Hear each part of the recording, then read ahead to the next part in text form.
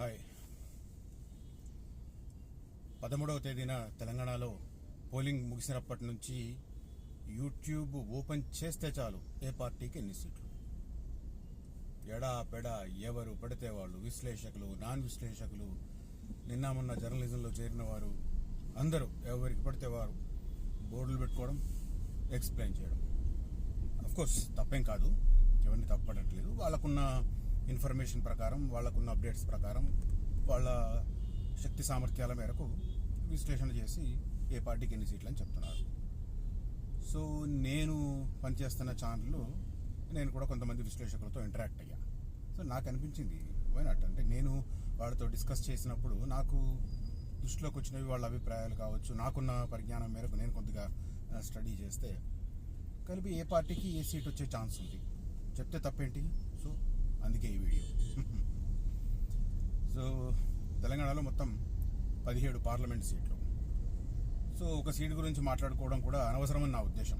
హైదరాబాద్, ఎందుకంటే 60% ముస్లిమ్స్. అలాంటి చోట ఏ పార్టీ ఎంత గట్టి పోటీ ఇచ్చినా, సోషల్ మీడియాలో ఎంత వ్యూస్ వచ్చి ఎంత హడావిడి చేసినా కూడా అక్కడ బీజేపీ గెలుస్తుంది అని అనుకోవడం మాత్రం నాకు తెలిసి నిక్కచ్చిగా చెప్పాలంటే మూర్ఖత్వమే. ఎందుకంటే ఏది జరిగినా కూడా అల్టిమేట్గా మిగతా ఇష్యూస్ అన్నీ, అభివృద్ధి కానీ, సంక్షేమం కానీ, లేకపోతే సామాజిక కార్యక్రమాలు కానీ, ఆమె ఏదో స్వచ్ఛంద సేవా సంస్థ ద్వారా చేసిన మిగతా కార్యక్రమాలు కానీ అవి ఏదో ఇంపాక్ట్ చూపిస్తాయి, ముస్లిం ఓట్లలో చీలిక వస్తుంది అని చెప్పి చాలామంది ఏదో చెప్తున్నారు. కానీ అది రూల్డ్ అవుట్. ఎందుకంటే లాస్ట్ 3-4 డేస్లో ఖత్రా ఇస్లాం అనేది బీభత్సంగా గ్రౌండ్ లెవెల్కి వెళ్తుంది. ఇప్పుడు ఇక్కడ ఏంటంటే పోలింగ్ పర్సంటేజ్ బాగా తక్కువ, 46% అయింది, 46%. దీని అర్థం ఏంటి అంటే ఓవైసీ పట్ల కొంత వ్యతిరేకత ఉండొచ్చు. ఎందుకంటే ఆల్మోస్ట్ 84 నుంచి అదే ఫ్యామిలీ గెలుస్తూ వస్తుంది. వాళ్ళ ఫాదర్ సలావుద్దీన్ ఓవైసీ 6 సార్లు, ఈయన ఇప్పుడు ఇది 5వ సారి. సో అట్లా కంటిన్యూ వాళ్ళే వస్తున్నారు. కొంత వెగటు పుట్టి ఏం లాభం అని చెప్పి ఓటు వేయని వాళ్ళు ఉండొచ్చు. అంటే ఎంఐఎం మీద కోపం ఉంటే ఓటు వేయకుండా ఉంటారు తప్ప వచ్చి బీజేపీకి మాత్రం వేయరు. అది అనుకోవచ్చు మనం క్లియర్ కట్. సో హైదరాబాద్ను పక్కన పెట్టేస్తున్నా పూర్తిగా, అది ఎంఐఎం ఖాతాలో వేసేద్దాం. ఇక మిగిలినవి 16లో నిన్న సీఎం రేవంత్ రెడ్డి 13 దాకా వస్తాయి మాకు అని చెప్పి ఆయన చెప్తున్నాడు.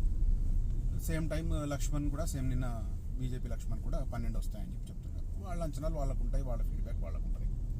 సో మనం ఇప్పుడు ఒక్కసారి ఆదిలాబాద్ నుంచి వద్దాం. ఆదిలాబాద్ పార్లమెంట్లో 7 అసెంబ్లీ సెగ్మెంట్లు ఉంటే 4 బీజేపీ ఎమ్మెల్యేలు ఉన్నారు, 4. సో అక్కడ చాలా వ్యూహాత్మకంగా రేవంత్ రెడ్డి ఆత్రం సుగుణను కాంగ్రెస్ అభ్యర్థిగా పెట్టాడు. ఎందుకంటే ఆమె ఆదివాసీ ఉద్యమంలో బాగా యాక్టివ్గా ఉన్న పరిస్థితి. ఆదివాసీ వర్సెస్ గోండు ఉద్యమంలో ఎక్స్టెన్సివ్గా వెళ్ళిపోయిన పరిస్థితి.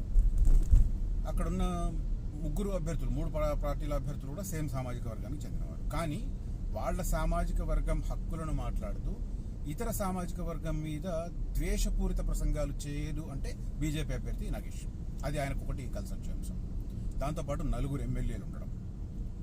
ఈ 2 అంశాలతో పాటు ఇంకొక ప్రధానమైన డెవలప్మెంట్ ఏం జరిగిందంటే ఆదిలాబాద్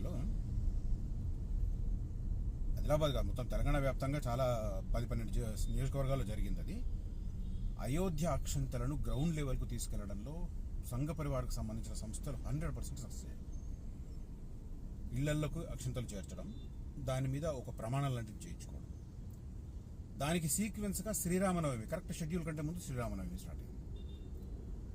సో అట్లా శ్రీరామనవమి ఉత్సవాల సందర్భంగా కూడా చాలా ప్రాంతాల్లో ఆ కార్యక్రమాలు, కళ్యాణోత్సవాలు నిర్వహించడం, సేమ్ టైం బీజేపీకి ప్రోగా ఒక మూడ్ క్రియేట్ చేయడం అనేది ఒక చాలా వ్యూహాత్మకంగా చేసింది. ఇది ఆదిలాబాద్ జిల్లాలో బాగా వర్కౌట్ అయింది. 3 నగేష్ తన అదే వర్గం, అంటే ఎస్టీలలో తన వ్యతిరేకంగా వర్గాల మీద హార్ష్గా ఉండకపోవడం వల్ల వాళ్ళు అతని వైపు మొగ్గు చూపే అవకాశం ఉంది. ఆయన వర్గం కాకుండా మిగతా వర్గాలు ఈ ఇద్దరి మీద, ఏది సుగుణ మీద అండ్ బీఆర్ఎస్ అభ్యర్థి మీద వ్యతిరేకత ఉండే అవకాశం. కాబట్టి ఆదిలాబాద్ను 90% ఛాన్సెస్తో బీజేపీ అకౌంట్లో వేస్తున్నాం. ఇక తర్వాత పెద్దపల్లి ఎవరిని చెప్పినా కూడా అది ఖచ్చితంగా కాంగ్రెస్ సీటు. దానికి కారణాలు చాలా చెప్పుకోవచ్చు. ఒకటి, పెద్దపల్లి సెగ్మెంట్లో కంప్లీట్గా కాంగ్రెస్ ఎమ్మెల్యేలు ఉండడం, 7. తర్వాత రెండు కాకా కుటుంబానికి, కాకా వెంకటస్వామి కుటుంబానికి ఆది నుంచి ఆ నియోజకవర్గం అండగా నిలుస్తూ వస్తుంది. వెంకటస్వామి 2 సార్లు చేయడము, కేంద్ర మంత్రిగా చేయడము, తర్వాత వివేక్ 2 సార్లు గెలవడము, తర్వాత ఆ సరౌండింగ్లోనే వాళ్ళ ఇంకొక కుటుంబ సభ్యుడు వినోద్ చాలాసార్లు కంటిన్యూగా ఉండడం. మొత్తం మీద పెద్దపల్లి ఏరియాలో వాళ్లకు అద్భుతమైన పట్టు ఉంది. ఒక్క ధర్మపురిలో కొంత ఉండొచ్చు, ధర్మపురిలో కొద్దిగా ఏమన్నా కొప్పుల ఈశ్వర్ వర్సెస్ బీజేపీ ఉంటుందేమో తప్ప మిగతాది మాత్రం కంప్లీట్గా in favour of Peddapalli Congress party. అక్కడ వంశీకృష్ణ విజయం నేనైతే కేక్ వాక్ అనుకుంటున్నాను. 95% ఆయనకి విజయ అవకాశం. ఇక తర్వాత కరీంనగర్ ఖచ్చితంగా బీజేపీ అకౌంట్లో వేయాల్సిందే. ఎందుకు అంటే ఒకటి బీసీ పోలరైజేషన్ బాగా జరిగింది, అది అడ్వాంటేజ్. దానికి తోడు ఈ అయోధ్య ప్రాణప్రతిష్ఠ తర్వాత చాలా చాలా గ్రౌండ్ వర్క్ నిర్వహించారు సంఘ పరివార సంస్థలు. తర్వాత శ్రీరామనవమి స్పెషల్. దానికి తోడు బండి సంజయ్ ఒక పోలరైజేషన్కి బండి సంజయ్ వ్యూహాత్మకంగా బిహేవ్ చేయడం, అది బాగా వర్కౌట్ అయింది. బీఆర్ఎస్ మీద ఏదైతే వ్యతిరేకత గతంలో ఉందో అది కంటిన్యూ అవుతూనే ఇప్పుడు బీఆర్ఎస్ గెలిచిన కేంద్రంలో ఉపయోగం లేదు అన్న ఒక ఫీలింగ్ ఉంది. కాబట్టి అది బీజేపీకి అడ్వాంటేజ్. అక్కడ కాంగ్రెస్ అభ్యర్థి పెద్దగా ప్రభావం చూపిస్తారని చెప్పి నేను అనుకోను. గ్రౌండ్ రిపోర్ట్ నుంచి కూడా కాంగ్రెస్ నాయకులే చెప్తున్నారు. ఒక్క హుస్నాబాద్ తప్ప కాంగ్రెస్కు మెరుగైన ఓట్లు పడే అవకాశాలు లేవు కరీంనగర్ పార్లమెంట్ నియోజకవర్గంలో. సో అది కూడా బీజేపీ అకౌంట్లో వేస్తున్నాం. ఇప్పుడు 2 అయినాయి, ఆదిలాబాద్ అండ్ కరీంనగర్ బీజేపీ అకౌంట్లో, పెద్దపల్లి కాంగ్రెస్ అకౌంట్లో. తర్వాత వరంగల్లో పార్టీ లాస్ట్ మినిట్లో మారడం వల్ల కడియం ఫ్యామిలీకి కొంత ఇబ్బందికరమైన పరిస్థితులు వచ్చాయి. అంటే వాళ్ళ వెంట బీఆర్ఎస్ శ్రేణులు వచ్చే వాళ్ళను అక్కడ స్థానికంగా కాంగ్రెస్ నాయకులు వ్యతిరేకించడం, వాళ్ళు కలిసి పని చేయకపోతే ఆమెకు ఇబ్బంది అన్న ఒక అభిప్రాయం క్రియేట్ అవడం, తర్వాత ఆరూరి రమేష్కున్న పట్టు వల్ల బీజేపీ ఫేవర్లో ఉంటుందా అని చెప్పి ఒక అభిప్రాయం, ఇట్లా జరిగింది. దానికి అక్కడ బీఆర్ఎస్ అభ్యర్థి ఇంకా చెప్పాలంటే డమ్మీ, ఏదో అది మరి ఎట్లా ఇచ్చారో కేసీఆర్ కానీ డమ్మీ అనుకోవచ్చు. అక్కడ కాంగ్రెస్ వర్సెస్ బీజేపీ ఉంది. కానీ లాస్ట్ 10 రోజుల పోల్ మేనేజ్మెంట్ కాంగ్రెస్ పార్టీకి అక్కడ కలిసి వచ్చే అవకాశం కనిపిస్తుంది. యాజ్ ఆఫ్ నౌ టైట్ సీట్లలో మనం వరంగల్లో పెట్టుకోవచ్చు, neck to neck between Congress and BJP. Right. ఇక మహబూబాబాద్ అనేది కాంగ్రెస్ పార్టీకి కేక్ వాక్ అని చెప్తాను. దాన్ని 100% కాంగ్రెస్ అకౌంట్లో వేయడమే. ఆయన కేంద్ర మంత్రిగా చేయడము, తర్వాత మిగతా వాళ్ళు పెద్దగా ప్రభావం చూపించే అభ్యర్థులు లేకపోవడం బీజేపీ నుంచి, అదే రకంగా బీఆర్ఎస్ నుంచి కవిత ఉంటుంది. కానీ అల్టిమేట్గా ఆమెకు మైనస్ పాయింట్ ఏంటంటే ఏంటి ఉపయోగం అనేది ఒక అది. దానికి తోడు సీతక్క ప్రభావం చాలా బ్రహ్మాండంగా ఉంటుంది మహబూబాబాద్ లోక్సభ నియోజకవర్గంలో. సో అది ఖచ్చితంగా కాంగ్రెస్ అకౌంట్లో 100% వేయాల్సిన సీట్. తర్వాత ఖమ్మంలో మొదటి నుంచి కాంగ్రెస్ పక్క. ఇప్పుడు కూడా నేను ఫైనల్ జడ్జిమెంట్ కాంగ్రెస్ చెప్పేస్తాను. కానీ నామా నాగేశ్వరరావు కొంత క్యాస్ట్ పోలరైజేషన్ కోసం, వాటి కోసం తనకున్న సొంత వ్యక్తిగత పట్టుతో బాగా ట్రై చేశాడు. బీఆర్ఎస్ పార్టీ మీద కొద్దిగా వ్యతిరేకత ఉన్నప్పటికీ కూడా తన సొంత ఇమేజ్తో దాన్ని ఓవర్కమ్ చేయడానికి ట్రై చేసి లాస్ట్ 4-5 డేస్లో పోల్ మేనేజ్మెంట్ బాగా పక్కగా చేసుకున్నాడు. సో అది కొద్దిగా టైట్ అయ్యింది. బట్ అల్టిమేట్గా ఫైనల్ జడ్జిమెంట్ కొంత తక్కువ మెజారిటీ ఉండొచ్చు, బట్ కాంగ్రెస్ అకౌంట్లోనే పడుతుంది. సో అది ఇప్పటివరకు కాంగ్రెస్ అకౌంట్లో మనం ఖచ్చితంగా చేసినవి ఖమ్మం, మహబూబాబాద్ అండ్ పెద్దపల్లి. ఇక నెక్స్ట్ నల్గొండ కూడా ఆల్మోస్ట్ కాంగ్రెస్ అకౌంట్లో వేయాల్సిందే, అది వేరే అగంతరం లేదు. ఎందుకంటే బీఆర్ఎస్ పార్టీ పెద్దగా ప్రభావం చూపిస్తున్నట్టుగా అనిపించట్లేదు. బీజేపీకి ఏమో అక్కడ ఓట్లు పడవు, ఎందుకంటే అక్కడ ట్రెడిషనల్గా వామపక్ష ఓట్లు ఎక్కువ, వాళ్ళు వేయకుండా ఉంటారు తప్ప బీజేపీకి అయితే వేయరు. సో అల్టిమేట్గా అది కాంగ్రెస్కి లాభించే అంశం. వేస్తే కాంగ్రెస్కి వేస్తారు, లేకుంటే వేయకుండానే ఉంటారు. అది కాంగ్రెస్కి లాభించే అంశం. దానికి తోడు కోమటిరెడ్డి వెంకటరెడ్డి కావచ్చు, ఉత్తమ్ కుమార్ రెడ్డి కావచ్చు, కొద్దిగా బాగానే వర్క్ చేసిన పరిస్థితి. అక్కడ జానారెడ్డి కొడుకు కావడం కూడా ఆయనకు అభ్యర్థికి అడ్వాంటేజ్ ఇది. సో అది కూడా కాంగ్రెస్ అకౌంట్లో వెళ్తాం. సో ఇప్పటికి 4 అయినాయి, పక్కగా కాంగ్రెస్ పార్టీ గెలిచే సీట్లు 4.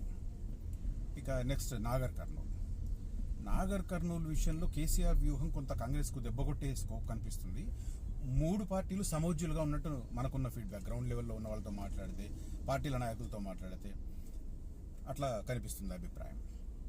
అక్కడ ఆర్ఎస్ ప్రవీణ్ టైట్ పోటీ ఇస్తున్నాడు. సేమ్ టైం పోతుగంటి భరత్ వాళ్ళ ఫాదర్ లెగసీ వల్ల కూడా కొంత ప్రబలంగానే ఉన్నాడు. సేమ్ టైం కాంగ్రెస్ అభ్యర్థి మల్లు రవి కూడా స్ట్రాంగ్ హోల్డ్ కలిగి ఉన్నాడు. ఎందుకంటే ఆయన ఇంతకుముందు 2 సార్లు అక్కడ గెలిచాడు, బాగా పట్టుంది నియోజకవర్గం మీద. సో ఆ యాంగిల్లో అది టైట్, 3 పార్టీల మధ్య టైట్గా చెప్పొచ్చు. కానీ అంతిమంగా అది కూడా కాంగ్రెస్ ఎడ్జ్ కనిపిస్తుంది, కాంగ్రెస్ ఎడ్జ్ ఉంటుంది. ఆర్ఎస్ ప్రవీణ్ ఏ మేరకు చీలుస్తాడు అనేది మెయిన్ అక్కడ ఇష్యూ. కాబట్టి ఇది కొద్దిగా ఏడుతో మల్లు రవి గట్టెక్కుతాడు అనేది అనుకోవచ్చు. నెక్స్ట్ మహబూబ్ నగర్. మహబూబ్ నగర్ పోలింగ్కు ఒక వారం రోజుల ముందు వరకు కూడా డీకే అరుణ ఫేవర్ కనిపించింది బాగా. నేను మళ్ళీ చెప్పినట్టు ఇది ఆదిలాబాద్ కరీంనగర్ విషయాల్లో చెప్పిన వర్కౌట్ ఇక్కడ అయింది బాగా.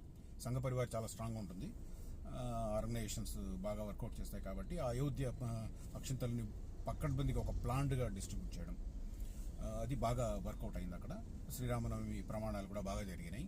దానికి తోడు డీకే అరుణకు ట్రెడిషనల్గా ఫ్యామిలీ పరంగా ఉన్న ఒక లెగసీ ఉంది, అవి దాంతో బాగా వర్కౌట్ అయింది. అయితే ఇక్కడ సమస్య ఏంటంటే రేవంత్ రెడ్డి సొంత నియోజకవర్గం.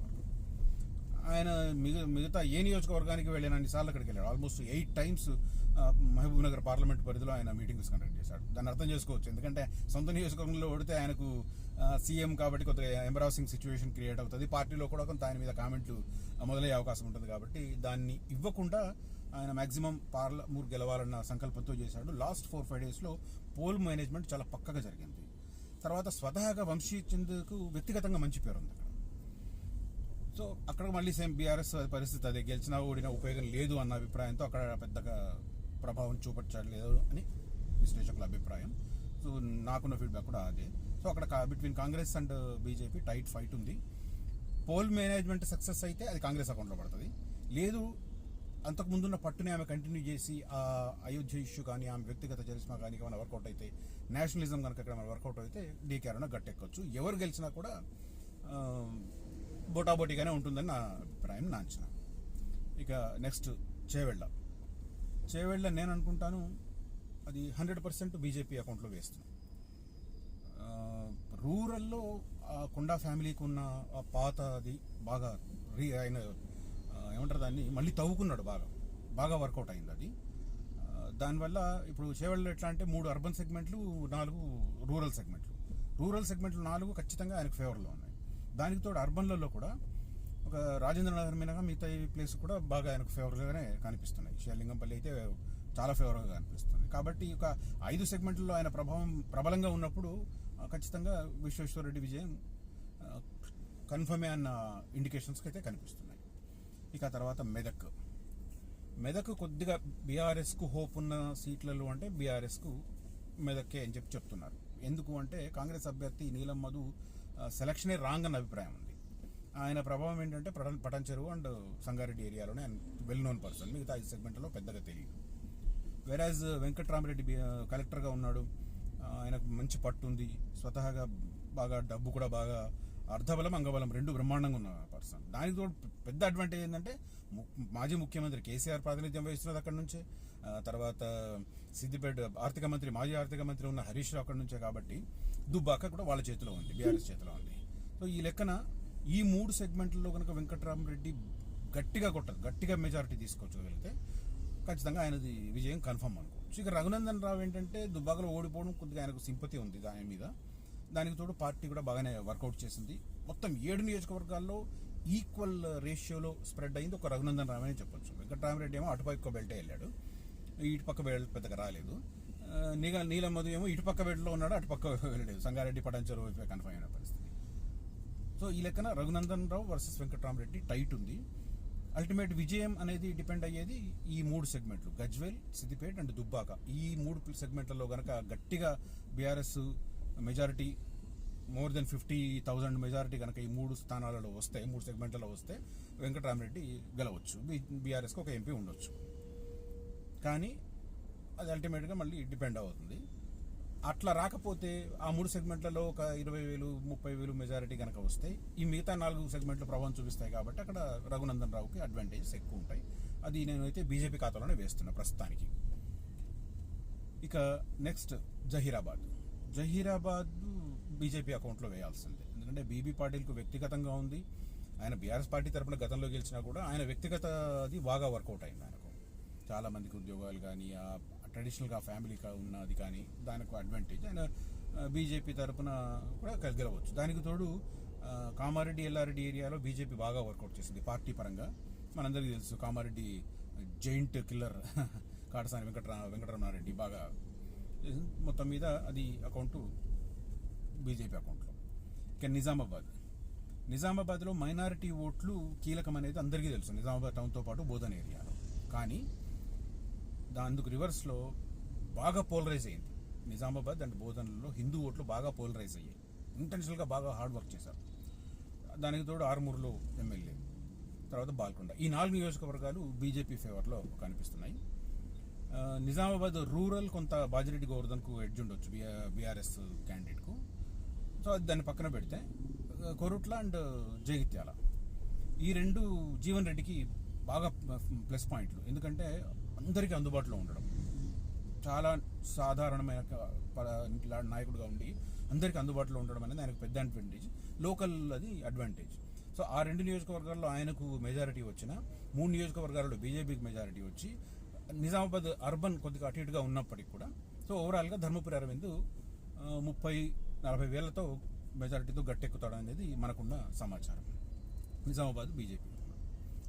ఇక నెక్స్ట్ భువనగిరికి. భువనగిరిలో ఓటింగ్ పర్సంటేజ్ బాగా హైయెస్ట్ ఓటింగ్ పర్సంటేజ్ నమోదైంది. ఇది దేనికి ఇండికేషన్ అనేది బాగా చర్చ జరుగుతుంది. సో అట్లా భువనగిరికి సంబంధించి బూర నరసయ్య గౌడ్ కొంత బీసీ పోలరైజేషన్ కోసం ప్రయత్నం చేశాడు.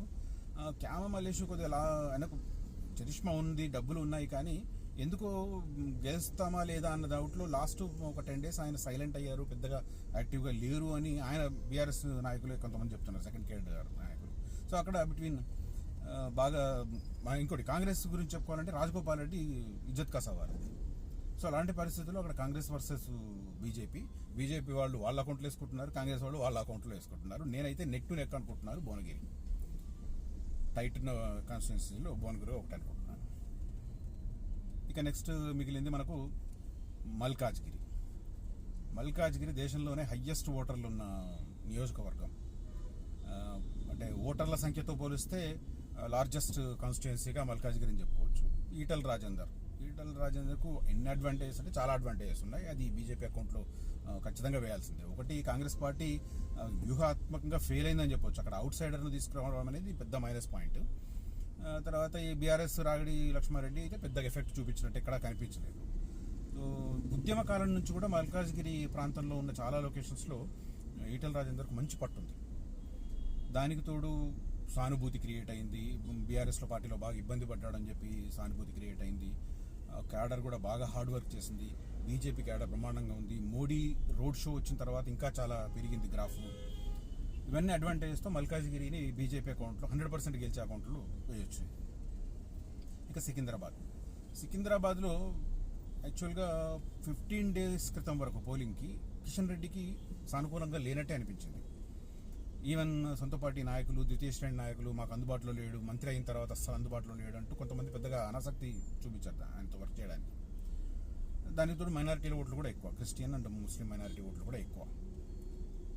కానీ అల్టిమేట్గా గతం నుంచి అంటే హార్డ్ టైమ్స్లో కూడా బీజేపీ అక్కడ గెలిచింది. దత్తాత్రేయ 2 సార్లు గెలవడము, ఈయన కిషన్ రెడ్డి లాస్ట్ టైం గెలవడము. సో అట్లా సికింద్రాబాద్లో కిషన్ రెడ్డి మంచి మెజారిటీ కాకపోవచ్చు కానీ కొద్దిగా బొటాబొటి మెజారిటీతో గట్టెక్కుతాడనే ఇండికేషన్స్ కనిపిస్తున్నాయి మనకైతే ప్రస్తుతానికి. సో ఓవరాల్గా ఇది ఖచ్చితంగా బీజేపీ గెలిచే వాటిలో ఆదిలాబాదు, నిజామాబాదు, కరీంనగరు, జహీరాబాదు ఇవి మనం ఖచ్చితంగా గెలిచే వాటిలో. మల్కాజ్గిరి అండ్ సికింద్రాబాద్ 6 స్థానాలు బీజేపీ ఖచ్చితంగా గెలుస్తుంది. ఇక కాంగ్రెస్ గెలిచే స్థానాలు ఖచ్చితంగా గెలిచేవి పెద్దపల్లి, మహబూబాబాదు, ఖమ్మం, నల్గొండ ఇవి ఖచ్చితంగా గెలుస్తుంది. మిగతా చోట్ల టైట్ పోటీ. కాబట్టి ఓవరాల్గా బీజేపీ 8 సీట్లలో గెలిచే ఇండికేషన్ కనిపిస్తుంది. 1 బీఆర్ఎస్ కానీ బీజేపీ కానీ, మిగతావి 7 కాంగ్రెస్కి రావచ్చు అనే ఇండికేషన్. నేను సంప్రదించిన వాళ్ళు, నేను గ్రౌండ్ లెవెల్లో మాట్లాడిన వాళ్ళు ఫీడ్బ్యాక్, ఇవన్నీ స్టడీ రిపోర్ట్సే. అక్యురేట్గా ఏంటి రిజల్ట్ అనేది ఎవ్వరూ చెప్పలేరు. అల్టిమేట్గా June 4 నాడు చూడాల్సిందే. కాకపోతే నేను ఇంతమందితో మాట్లాడుతున్నప్పుడు నాకున్న ఫీడ్బ్యాక్ ఒక వీడియో చేస్తే బాగుంటుంది అనిపించి ఈ వీడియో చేస్తున్నాను. If you like my comment, ఈ వీడియోని లైక్ చేయండి. ఇంకొకటి చివరి పాయింట్ కూడా చెప్పాలి. బీజేపీ యాక్చువల్గా ఎలక్షన్ పోల్ మేనేజ్మెంట్లో బీజేపీ వీక్, డబ్బులు పెట్టదు అనేది ఒక కామెంట్ ఉంది. కానీ దానికి సంబంధించి కూడా ఆశ్చర్యకరంగా ఒక 2-3 ఇష్యూస్ తెలిసాయి. అదేంటంటే తెలంగాణలో మనకు స్కోప్ ఉంది అని చెప్పి ఒక ఫీడ్బ్యాక్ వచ్చిన తర్వాత, సెంట్రల్ ఇంటెలిజెన్స్ తర్వాత మోదీకి, అమిత్ షాకు ఒక ఫీడ్బ్యాక్ వచ్చిన తర్వాత మనీ పంపింగ్ విషయంలో చాలా కీలకంగా నిర్ణయాలు తీసుకున్నారు.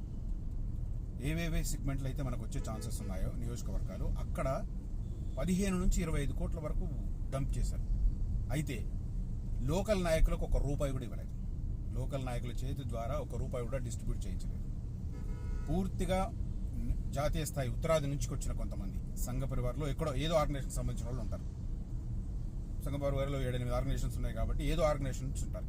వాళ్ళు వస్తారు, గ్రౌండ్ లెవెల్ తీసుకుంటారు, ఎక్కడ డిస్ట్రిబ్యూట్ చేయాలి, ఎక్కడ మనం వీక్ కనిపిస్తున్నాం ఇది అనుకుంటారు. అనుకొని అక్కడ కరెక్ట్, నాకు తెలిసిన ఇన్ఫర్మేషన్ అయితే ఆ పార్టీ నాయకుడు కూడా చెప్తున్నాడు, ఈవెన్ మనీ డిస్ట్రిబ్యూషన్ ఫొటోస్ కూడా తీసుకున్నారంట. పక్కాగా జరుగుతుంది, ఎక్కడ మిస్యూజ్ అవ్వట్లేదు డబ్బులు అని చెప్పి అనుకోవడానికి, దానికి నిర్ధారణ రావడానికి ఫొటోస్, వీడియోస్ కూడా షూట్ చేశారు మనీ డిస్ట్రిబ్యూషన్ సందర్భంగా. అది నిజానికి డేంజరే, బట్ వాళ్ళ పరివారంలో కొంత సీక్రెట్ యాక్టివిటీ చాలా పకడ్బందీగా ఉంటుంది కాబట్టి ఉండొచ్చు అది. సో ఆ పార్టీ నాయకులు చెప్పిన ఇన్ఫర్మేషన్ ఇది. సో అట్లా పోల్ మేనేజ్మెంట్ కూడా బ్రహ్మాండంగా చేశారు కాబట్టి మెరుగైన సీట్లు అనేది చాలా కాన్ఫిడెంట్గా బీజేపీ నాయకులు కనిపిస్తున్నారు. సేమ్ టైం కాంగ్రెస్లో ఒక మైనస్ పాయింట్ ఏంటంటే క్యాడర్ అంతా బాగా యాక్టివ్గా అయితే పనిచేయలేదు చాలా నియోజకవర్గాలలో. అదొక మైనస్ పాయింట్. అంటే గెలిచే నియోజకవర్గాల్లో బాగుంది, ఇప్పుడు పెద్దపల్లి లాంటి ప్లేస్లో, కానీ టఫ్ ఫైట్ ఉన్న చోట అంత లేదు. ఇక బీఆర్ఎస్కి ఒక పెద్ద మైనస్ పాయింట్ చెప్పారు నాకు ఒక ఎక్స్పర్ట్. ఏంటి అంటే బీజేపీ గెలిచినా పర్వాలేదు, ఎందుకంటే బీజేపీ రేపు 2-3 నెలల్లో జరగబోయే లోకల్ బాడీ ఎలక్షన్స్లో బీజేపీ ప్రభావం పెద్దగా ఉండకపోవచ్చు తెలంగాణలో రూరల్ ఏరియాలో. అలాంటప్పుడు కాంగ్రెస్ వాళ్ళే గెలిచారనుకో, కాంగ్రెస్ వాళ్ళు గెలిస్తే లోకల్ బాడీ ఎలక్షన్స్లో మనకు బీఆర్ఎస్కి అసలు ఛాన్స్ లేకుండా చేస్తారు అని, కనీసం బీజేపీ గెలిచినా పర్లేదు అని చెప్పి కొంతమంది స్తబ్దుగా ఉన్న బీఆర్ఎస్ నాయకులు బీజేపీ ఫేవర్లో చేశారని. ఇది నిజామాబాదు, ఆదిలాబాదు, కరీంనగర్ లాంటి ప్లేసుల్లో ఇది బాగా వినిపించింది. తర్వాత మహబూబ్ నగర్లో కూడా వినిపించింది. రేపు స్థానిక సంస్థల్లో అంటే లోకల్ సెకండ్ క్యాడర్ అలాగే ఉంటారు కదా, వాళ్ళు రేపు సర్పంచ్లు, ఎంపీటీసీలో, జెడ్పీటీసీలో కావాలనుకున్నారు, మండల పరిషత్ ప్రెసిడెంట్లో కావాలనుకున్నవారు వాళ్ళు అది కూడా చూస్తారు కాబట్టి ఆ యాంగిల్లో వాళ్ళు అట్లా ఆలోచించి బీజేపీ ఫేవర్లో వెళ్ళారు. అది బీజేపీ కొద్దిగా అడ్వాంటేజ్, అది కాంగ్రెస్కు డిసడ్వాంటేజ్ అని చెప్పి అంటారు బీఆర్ఎస్ నాయకులు గ్రౌండ్ లెవెల్లో ఆలోచించిన తీరు. బీజేపీ రేపు స్థానిక సంస్థల ఎన్నికల్లో పెద్ద ప్రభావం చూపించదు. స్థానిక సంస్థల ఎన్నికలు వచ్చేసరికి BJP versus BRS versus Congress ఉంటుంది. తర్వాత బీఆర్ఎస్కు అవసరం కూడా, రేపు పార్టీ మనుగడలో ఉండాలంటే స్థానిక సంస్థల ఎన్నికల్లో ఎంతో కొంత ప్రభావం చూపించాల్సిందే.